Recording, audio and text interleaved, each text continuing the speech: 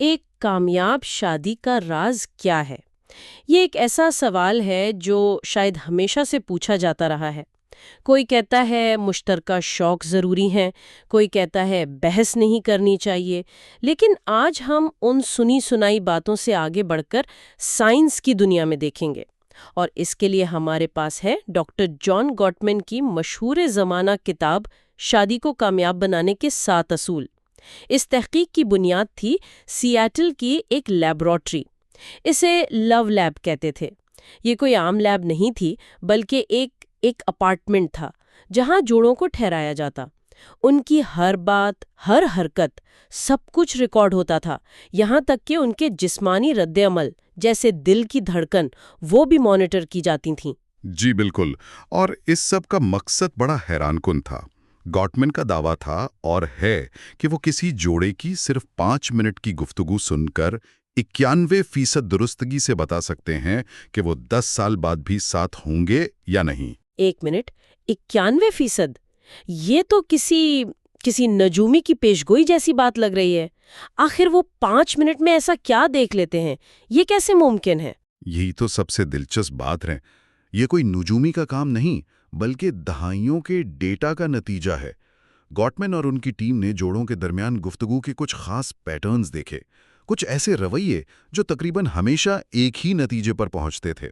انہوں نے ان تباہ کن رویوں کو ایک بڑا ڈرامائی نام دیا، تباہی کے 4 شہسوار۔ تباہی کے 4 شہسوار، نام ہی کافی ڈراؤنا ہے۔ تو آئیے ان پر بات کرتے ہیں۔ پہلا کون سا ہے؟ پہلا ہے تنقید، یعنی کرٹیسزم۔ اور یہاں یہ سمجھنا بہت ضروری ہے کہ تنقید اور شکایت میں فرق ہوتا ہے۔ شکایت ایک مخصوص عمل کے بارے میں ہوتی ہے۔ یوں سمجھیں، مجھے اس بات پر غصہ ہے کہ تم نے کل کچن صاف نہیں کیا، حالانکہ تمہاری باری تھی۔ یہ ایک جائز شکایت ہے، ٹھیک ہے؟ ٹھیک ہے، یہ تو سمجھ میں آتا ہے۔ یہ ایک خاص واقعے کے بارے میں ہے۔ تو پھر تنقید کیا ہوئی؟ تنقید اس سے ایک قدم آگے ہے۔ یہ اس عمل سے ہٹ کر براہ راست آپ کے ساتھی کی شخصیت پر حملہ ہے۔ اسی مثال میں تنقید کچھ یوں ہوگی: تم ہمیشہ اتنے لاپرواہ کیوں رہتے ہو؟ تم کبھی اپنی ذمہ داری پوری نہیں کرتے۔ مطلب اب مسئلہ کچن کی صفائی نہیں رہا، اب آپ نے اپنے ساتھی کو ایک لاپرواہ شخص کا لیبل دے دیا ہے۔ اچھا، تو یہ تم ہمیشہ اور تم کبھی نہیں والے جملے، یہ اصل میں خطرے کی گھنٹی ہیں۔ یہ بات تو واقعی چبھتی ہے۔ دوسرا شہسوار کون سا ہے؟ دوسرا، اور گاٹمن کے مطابق سب سے زہریلا رویہ، ہے تذلیل، یعنی کنٹمپٹ۔ یہ تنقید سے بھی کہیں زیادہ برا ہے۔ اس میں طنز کرنا، آنکھیں گھمانا، مذاق اڑانا، یہ سب شامل ہے۔ یہ رویہ سیدھا سیدھا یہ پیغام دیتا ہے کہ میں تم سے بہتر ہوں۔ اس میں نفرت چھپی ہوتی ہے۔ کتاب میں اس کی کوئی مثال دی گئی ہے؟ جی، ایک جوڑے کی مثال ہے پیٹر اور سنتھیا کی۔ سنتھیا اپنی گاڑی دھلوانے کے لیے پیسے دیتی ہے، جس پر پیٹر طنز کرتا ہے کہ تم تو بڑی لاڈلی ہو۔ یہ صرف اختلاف رائے نہیں، یہ تذلیل ہے۔ اور سب سے خوفناک بات یہ ہے کہ تحقیق سے پتہ چلا کہ جن جوڑوں میں یہ رویہ عام تھا، ان کا مدافعاتی نظام بھی کمزور تھا۔ وہ زیادہ بیمار پڑتے تھے۔ کیا مطلب؟ یعنی طنز کرنا اور مذاق اڑانا صرف دل ہی نہیں دکھاتا، بلکہ جسم کو بھی بیمار کر سکتا ہے۔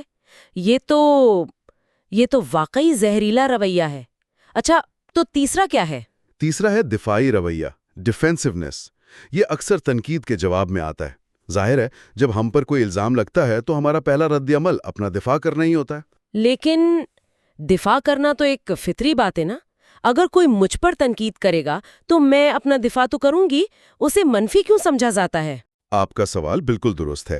یہ فطری رد عمل ہے، لیکن یہ تعمیری نہیں ہے۔ دیکھیں، گاٹمن کے مطابق دفاعی رویہ اصل میں الزام کو پلٹ دینے کا ایک طریقہ ہے۔ جب آپ کہتے ہیں، ہاں میں نے کچن صاف نہیں کیا کیونکہ تم نے مجھے یاد ہی نہیں دلایا، تو آپ اصل میں کہہ رہے ہوتے ہیں کہ مسئلہ میں نہیں، تم ہو۔ اس سے بحث حل نہیں ہوتی، مزید بڑھ جاتی ہے۔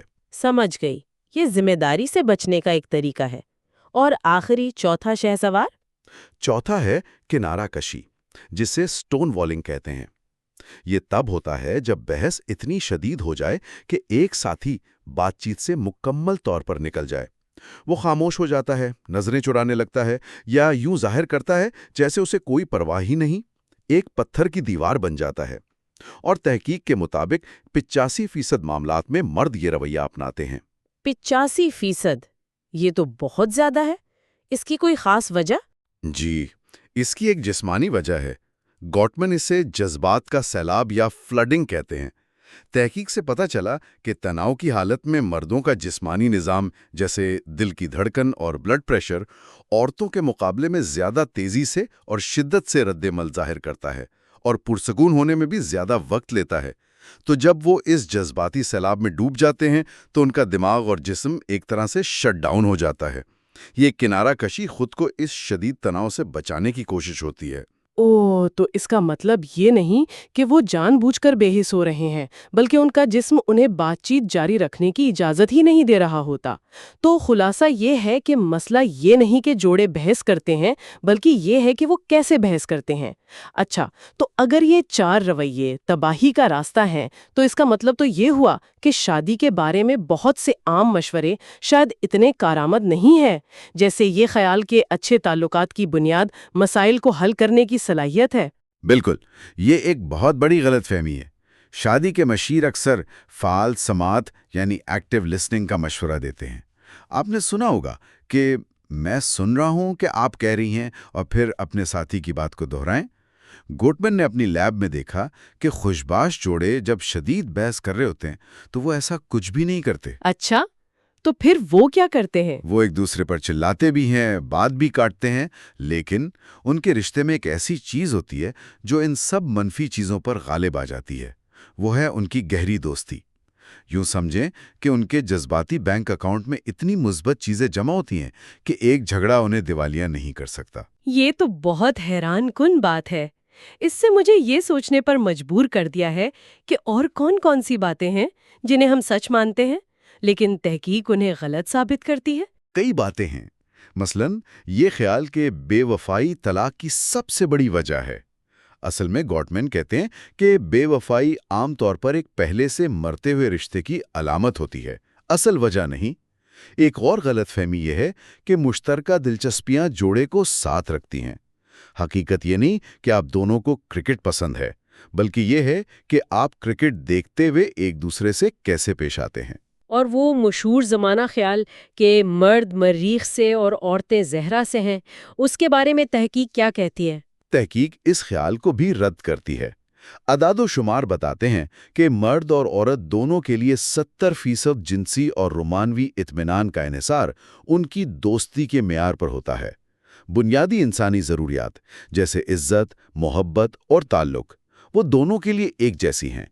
تو آخرکار ہم سب ایک ہی سیارے سے ہیں۔ تو اگر لڑائی سے بچنا یا ہر مسئلے کو حل کرنا مقصد نہیں ہے تو پھر کیا ہے؟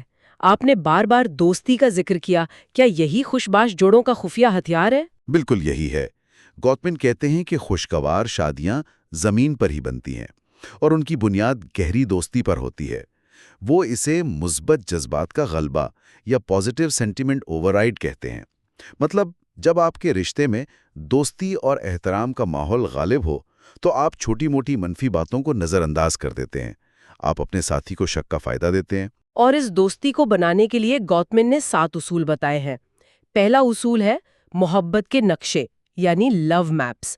یہ سننے میں بڑا شاعرانہ لگ رہا ہے، اس کا مطلب کیا ہے؟ اس کا مطلب ہے کہ آپ کے دماغ میں اپنے ساتھی کی اندرونی دنیا کا ایک تفصیلی نقشہ ہو۔ آپ ان کی زندگی کی چھوٹی چھوٹی تفصیلات سے واقف ہوں۔ ان کے بہترین دوست کون ہیں؟ آج کل انہیں دفتر میں کیا پریشانی ہے؟ ان کی زندگی کا سب سے شرمندگی والا لمحہ کون سا تھا؟ یہ تو بہت چھوٹی چھوٹی باتیں لگ رہی ہیں، کیا یہ واقعی اتنی اہم ہے؟ یہی تو بنیاد ہے۔ کتاب میں ایک ڈاکٹر کی مثال ہے جو کام میں اتنا مصروف تھا کہ اسے اپنے خاندان کے پالتو کتے کا نام تک نہیں معلوم تھا۔ اس کے ذہن میں اپنی بیوی اور بچوں کی زندگی کا نقشہ بالکل خالی تھا۔ جب آپ کے پاس یہ نقشہ ہوتا ہے تبھی آپ زندگی کے بڑے طوفانوں کا مقابلہ کر سکتے ہیں۔ یہ بات سمجھ آتی ہے، جب آپ کسی کو جانتے ہی نہیں تو اس کی مدد کیسے کر سکتے ہیں؟ اچھا، ان 7 اصولوں میں سے چوتھا اصول مجھے خاص طور پر بہت اہم لگا، اپنے ساتھی کو خود پر اثر انداز ہونے دے۔ اس کا کیا مطلب ہے؟ یہ گوٹمن کی تحقیق کی سب سے اہم دریافتوں میں سے ایک ہے۔ ان کے ڈیٹا کے مطابق جن شادیوں میں مرد اپنی بیوی سے متاثر ہونے یا یوں کہیں کہ اختیارات میں اسے شریک کرنے پر راضی نہیں ہوتا، ان کے ناکام ہونے کا امکان 81% ہوتا ہے۔ 81%؟ یہ تو بہت بہت بڑا عدد ہے۔ لیکن اثر انداز ہونے کا مطلب کیا ہے؟ کیا یہ کہ مرد ہمیشہ بیوی کی بات مان لے؟ بالکل نہیں۔ اس کا مطلب یہ نہیں کہ آپ اپنی رائے چھوڑ دیں، بلکہ یہ کہ آپ اپنے ساتھی کی رائے، احساسات اور نقطہ نظر کو کھلے دل سے سنیں اور اسے اہمیت دیں۔ یہ میں پر ہم کو ترجیح دینے کا نام ہے۔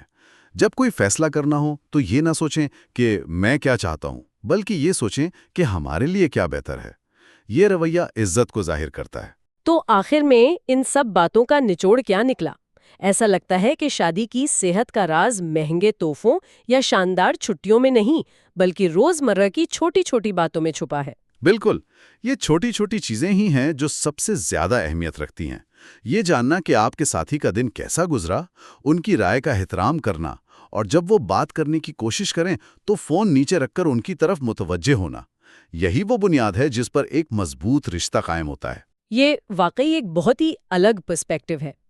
تو سامعین کے لیے کوئی آخری سوچ جس پر وہ غور کر سکے؟ جی، گوٹمن کی تحقیق ایک اور حیران کن بات بتاتی ہے۔ وہ یہ ہے کہ شادی میں ہونے والے جھگڑوں میں سے 69% دائمی ہوتے ہیں، یعنی وہ کبھی بھی مکمل طور پر حل نہیں ہو سکتے۔ کیا مطلب؟ 69%؟ مطلب 2/3 سے بھی زیادہ مسائل کبھی حل ہی نہیں ہوں گے؟ تو پھر جوڑے کرتے کیا ہیں؟ یہی تو اصل نقطہ ہے۔